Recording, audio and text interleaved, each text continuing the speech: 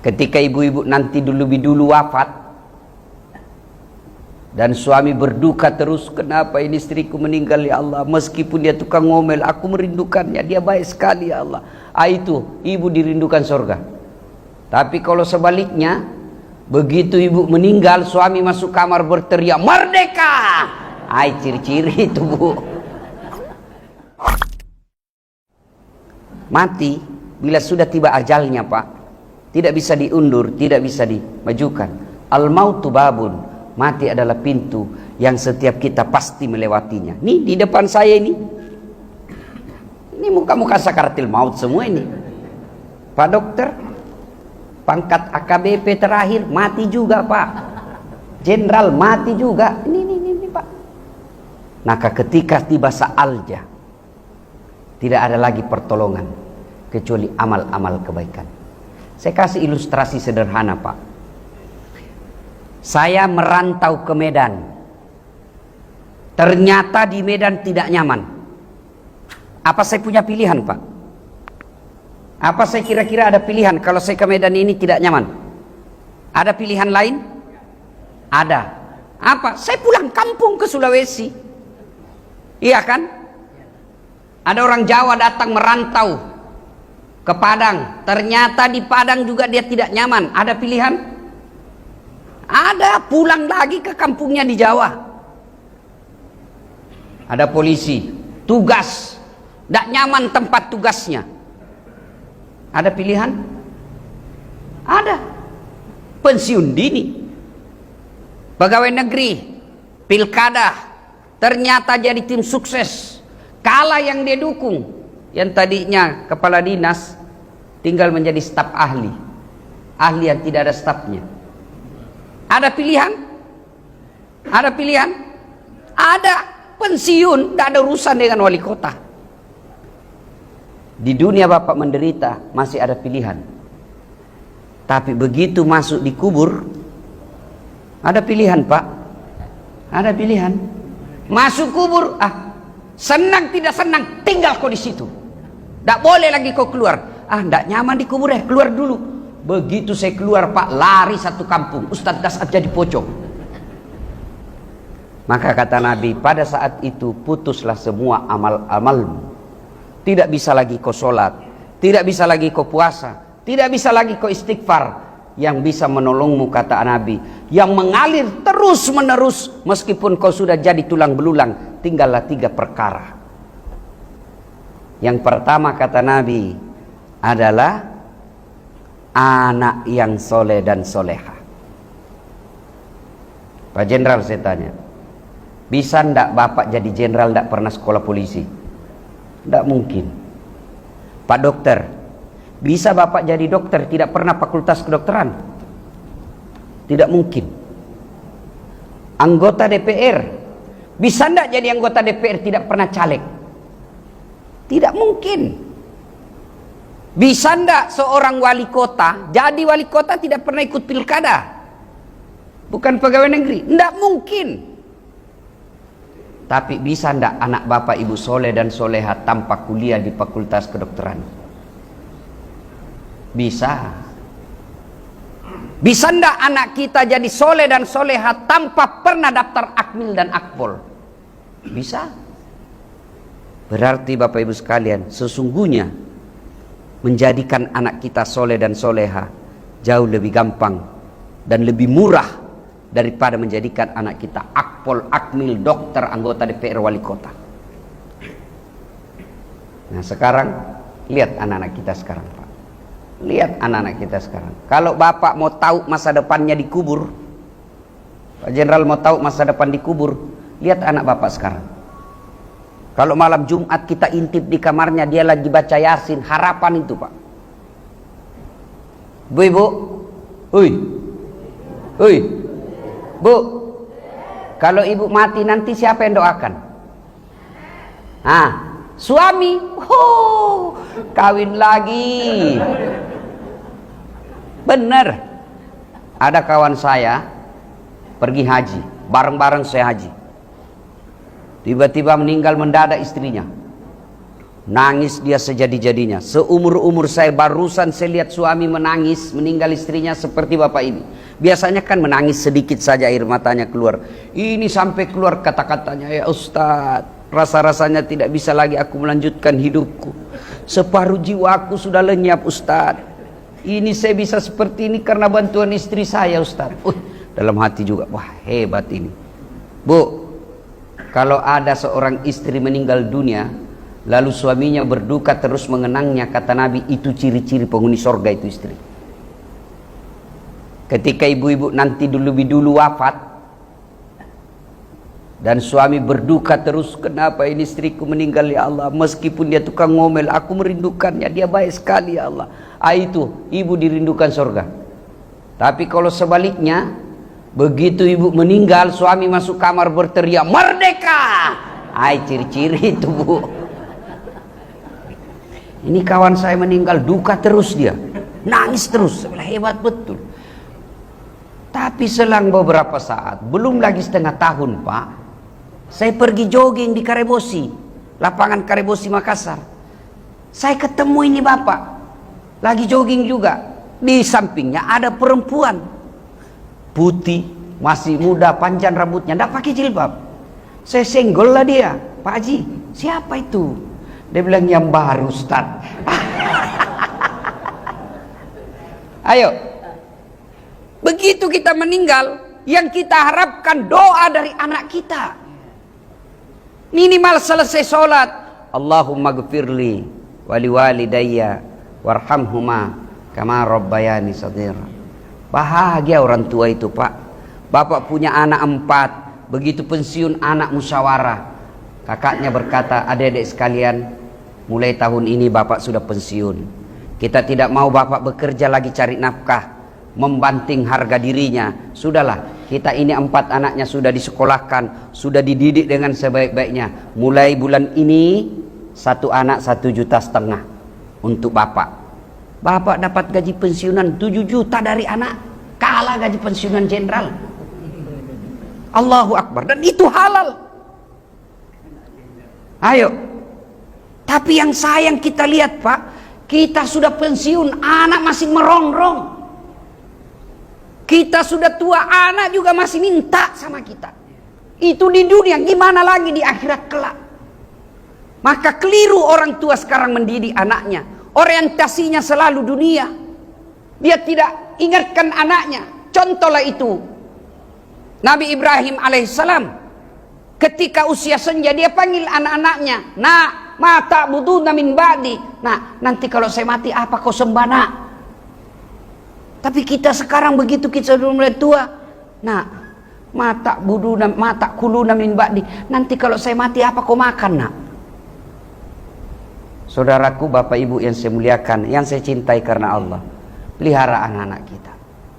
Alangkah bahagianya kita sudah dikubur, anak kita setiap 5 waktu dalam sujudnya selalu terucap, Allahumma gfirli wali walidayya warhamhuma kama rabbayani shaghira.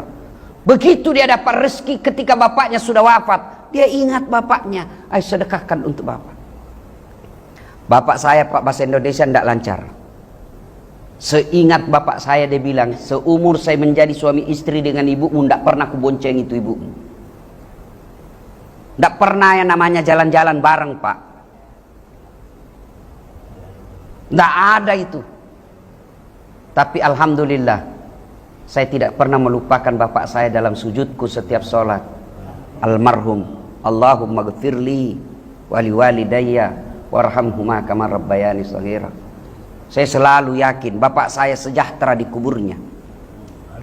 Saya tidak kaya, tapi alhamdulillah sudah kubuatkan masjid yang paling cantik di kampung saya. Dalam proses lagi sekarang, lagi proses penimbunan, saya bikinkan lagi ibuku masjid. Yang masjid ini jauh lebih mewah nantinya daripada rumah yang kutinggali. Untuk ibu. Apa bapak tidak menginginkan anak seperti itu? Dan menjadikan anak seperti itu tidak perlu biaya mahal pak. Lebih mahal jadikan anak kita jenderal. Kadangkala harus nyogok, kadangkala harus korban perasaan, pergi cari muka. Iya Pak, siapa, yang penting anak saya lulus. Tapi jadikan anakmu ke masjid, tidak perlu kau korban perasaan. Heran kita, anak kita ulang tahun kita bawa ke Jakarta, anak kita ulang tahun kita bawa ke Singapura, kita bawa ke Kuala Lumpur. Kenapa sholat subuh kau tidak ajak anakmu? Kenapa dengar dakwah seperti ini kau tidak mampu bawa anakmu? Semua kita tinggal nanti Pak. Maka jadikan anak kita soleh dan soleha. Gimana caranya? Satu, jangan kau cicipkan anakmu barang haram. Tidak ada orang mati gara-gara kelaparan. Demi Allah, di Medan ini tidak ada orang mati kelaparan. Kalau ada, tunjukkan saya. Yang mati anaknya karena narkoba, yang mati anaknya balapan liar, yang mati anaknya karena berzina. Ada itu. Tapi kita orang tua digagalkan oleh setan. Selalu khawatir. Apa dia makan nanti anakmu? Apa dia makan nanti anakmu? Investasi. Tak usah bingung soal rezeki. Allah telah menjamin rezeki anak setiap manusia. Yang kita khawatirkan, apa yang disembah anakku nanti ketika saya wafat. Apa anak kita masih ngaji ketika kita sudah dikubur? Masya Allah. Suatu kali Nabi ke satu tempat, melewati pemakaman. Anggaplah dari sini, Nabi ke sini. Ketika Nabi lewat, ada pemakaman. Di area pemakaman, Nabi bersabda, langkahkan kakimu dengan cepat. Orang Bugis bilang, ma peri-peri kok. Langkahkan cepat. Seluruh sahabat mempercepat langkahnya. Sampai di tujuan.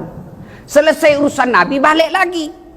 Ketika Nabi balik, seluruh sahabat melewati pemakaman itu, cepatkan lagi langkahnya. Karena tadi disuruh cepat. Begitu sahabat mempercepat langkahnya, Nabi bersabda, tidak usah kau buru-buru, santai saja. Bertanya sahabat kan heran, pergi tadi buru-buru, ini tidak lagi. Ada apa ya Rasulullah? Nabi menjelaskan, andai saja kau diberi telinga seperti pendengaranku, kau dengar ini tadi disiksa ini orang. Saya tidak betah, saya tidak ingin lama-lama mendengarnya, aku tidak betah mendengarnya. Maka aku percepat langkahku supaya saya tidak dengar lagi dia disiksa. Pulang tidak. Kenapa tidak disiksa lagi? Saya dapat berita dari Jibril. Allah perintahkan, malaikat, hentikan siksaanmu kepada orang tua itu di kubur. Tidak mungkin orang tuanya kusiksa sementara anaknya lagi belajar mengaji membaca Bismillahirrahmanirrahim. Allahu Akbar. Anak bapak baru baca basmalah sudah dibebaskan dari azab kubur. Maka jadikan anak kita soleh dan soleha. Menjadikan anak soleh dan soleha, satu, jangan kasih makan uang haram. Maka istri, ini ibu-ibu yang hebat. Halo ibu, begitu suamimu datang bawa sesuatu ke rumah, pertanyaan pertama, halal tidak? Nih Pak, biasanya cuma 5 juta, ini kok jadi 7 juta, dari mana ini 2 juta? Halal tidak? Kalau halal, mari. Kalau haram, bapak mau makan uang haram, makan sendiri. Saya tidak mau anakku kasih makan uang haram. Bisa ibu? Bisa begitu ibu? 2 juta bisa, 20 juta bengkok mukamu. Mas inilah sebentar haramnya itu Pak. Maka jangan heran Pak, lihat pejabat-pejabat yang korup, lihat pejabat-pejabat yang mengambil uang negara, yang merampok uang rakyat, yang menipu rakyat, yang makan uang sogok. Lihat tuh anak-anaknya, lihat anak-anaknya. Biasanya 3 anaknya, 1 pengedar, 1 pengisap, 1 kawin lari di bawah bandar, lain dinasehat, lain dia cakap. Tengah malam pulang lompat pagar Pak. Anaknya tengah malam jam 2 lompat pagar. Cewek lagi, perempuan tengah malam subuh baru balik, lompat pagar. Nauzubillah min zalim. Kenapa? Karena yang membentuk darah dagingnya uang haram. Kalau bapak mau punya anak yang soleh dan soleha, jangan kau titipkan uang haram dalam darah dagingnya. Mana ada orang mati kelaparan Pak? Kan ada 3 tuh kewajiban orang tua kepada anak. Dengar ini Pak, kewajiban orang tua kepada anak-anak 3. Dosa kalau dia tidak amalkan. 1, kasih nama yang baik. Ada lagi orang bilang, apa arti sebuah nama? Beleng-beleng. Bapak tahu, bayangkan kalau semua tidak ada nama. Bagaimana kita teleponan kalau tidak ada nama, Pak? Halo, ada Anu. Anu siapa? Si Anu. Yang paling saya susah bayangkan, Pak, bagaimana kita mau mencalek kalau tidak ada nama? Pilih saya. Bagaimana mau dicoblos? Saya semua di situ. Nama itu dalam Islam penting. Dalam ilmu komunikasi nama itu simbol. Simbol itu menggambarkan seutuhnya manusia. Begitu Bapak dekat nama saya Dasat Latif, pasti Bapak bisa bayangkan Ustadz yang pendek-pendek, yang beleng-beleng, yang selalu pakai baju putih dari Makassar, Gaspol. Itu baru sebut nama sudah terwakili. Nama itu penting. Dalam Islam nama itu doa. Maka berikan anak-anak Bapak namanya nama-nama Islami. Lalu apa pengaruhnya di akhirat? Nama itu di akhirat masih dipakai, Pak. Maksudnya apa? Bapak nanti dikumpul di padang mahsyar dari Adam sampai kiamat, satu tempat, satu loket, dipanggil satu-satu. Bayangkan waktu Bapak vaksin 7 loket, lama ngantrinya, Pak. Pasti bagi liran kata panitia, besok habis vaksin. Itu baru 100 orang. Gimana dipanggil nama besar? Lalu apa fungsinya nama? Yang dipanggil bukan nenek kita yang duluan wafat, bukan leluhur kita yang duluan wafat. Siapa dulu yang dipanggil? Nama-nama Islam dulu, Pak. Abdul Jabbar, Abdurrahman, Baharuddin Jafar, Dasat Latif. Itu dulu dipanggil, Pak.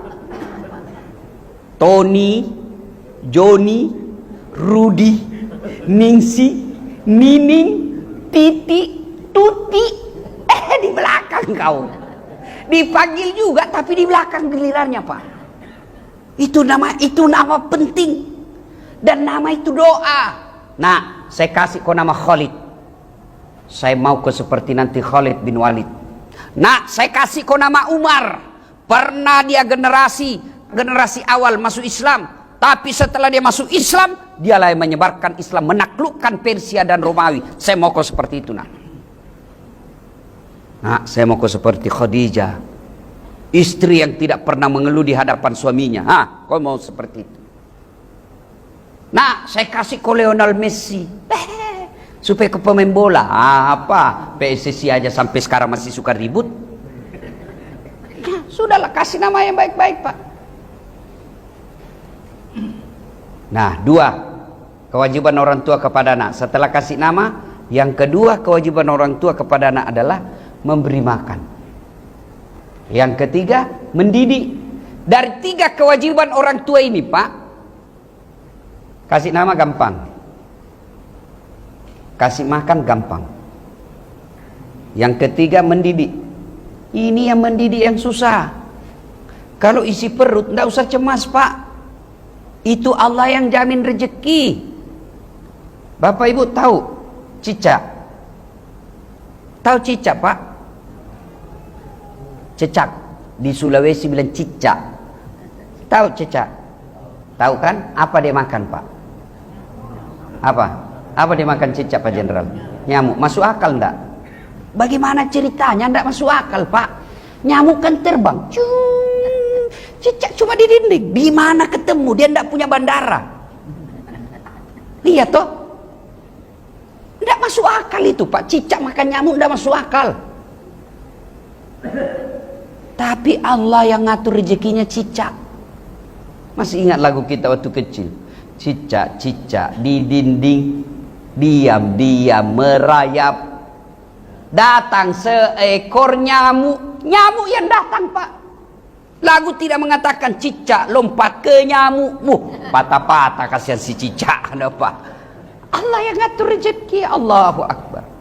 Sudahlah, tidak usah cemas soal makannya anak kita. Itulah anaknya lagu-lagu dulu. Didik anak. Yang ketiga itu mendidiknya. Gimana cara mendidik anak? Silakan baca itu riset hasil penelitian ini mendidik anak, silakan. Tapi bapak keliru ketika tidak buka Quran. Itu Allah menyimpan dalam kitab suci kita nama surah yang khusus mendidik anak. Itu ada itu pak. Namanya surah Luqman. Itu ada. Buka surah Luqman ayat 14 dan seterusnya. Allah jelaskan, ya bunayyah, wahai anakku, la tusrik billah, jangan kau serikatkan Allah. Itu dulu yang pertama, akidah kepada anak kita, jangan kau serikatkan Allah. Nah masih kecil anak kita, mana mau diajarkan akidah Ustaz? Caranya apa? Anak kan senang dengar lagu, maka ajarkan anak kita dengan lagu. Topi saya bundar, bundar topi saya, kalau tidak bundar bukan topi saya. Apa yang mau dicapai dengan lagu itu? Apa yang mau dicapai pak? Coba ganti dengan akidah. Tuhan saya Allah, Allah Tuhan saya, kalau bukan Allah bukan Tuhan saya. Akidah.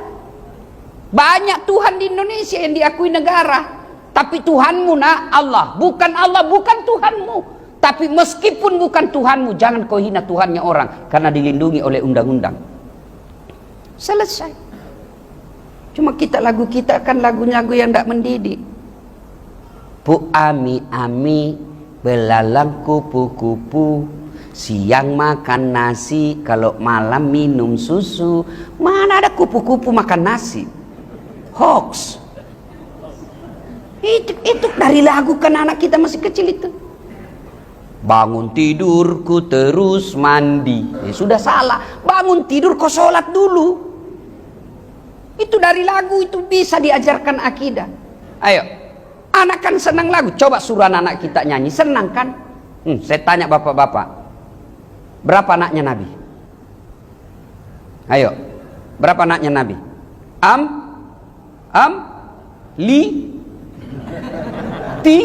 Bingung.